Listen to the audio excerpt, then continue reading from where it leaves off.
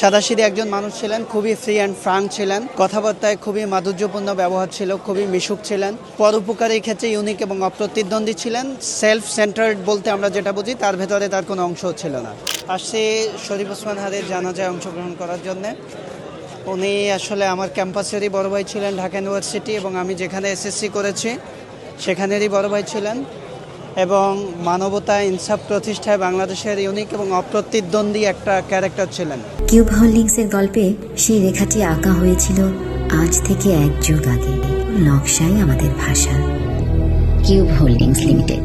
ওনাকে হারায় আমরা জাতি হিসেবে অনেক বড় একটা লসে আছি, এবং ওনার জানাজায় অংশগ্রহণের জন্যই মূলত আসা, ওনার জন্য দোয়া করা, আর কিছু না। ওনার মরদেহ আসলে ওইভাবে দেখার সুযোগও পাইনি এবং খুব একটা আগ্রহও করিনি, কারণ হচ্ছে উনি যে দর্শনগুলো রেখে গেছে সেইগুলো সাকসেস হোক, সেই প্রত্যাশাই আমাদের সবচেয়ে বড় প্রত্যাশা। আমার 3 বছরের সিনিয়র ছিলেন।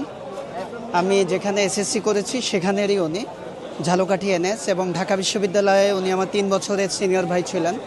ব্যক্তি হিসেবে উনি খুবই সাদাসিধে একজন মানুষ ছিলেন, খুবই ফ্রি অ্যান্ড ফ্রাঙ্ক ছিলেন, কথাবার্তায় খুবই মাধুর্যপূর্ণ ব্যবহার ছিল, খুবই মিশুক ছিলেন, পরোপকারের ক্ষেত্রে ইউনিক এবং অপ্রতিদ্বন্দ্বী ছিলেন।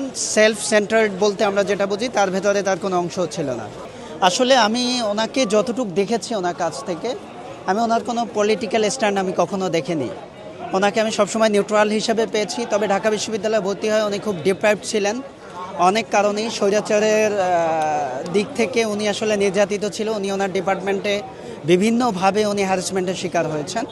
যদিও উনি একজন নন পলিটিক্যাল ছিলেন, কিন্তু খুব ভোকাল একটা পয়েন্ট ছিলেন, সত্যের পক্ষে, অনেস্টির পক্ষে উনি খুব ভোকাল ছিলেন।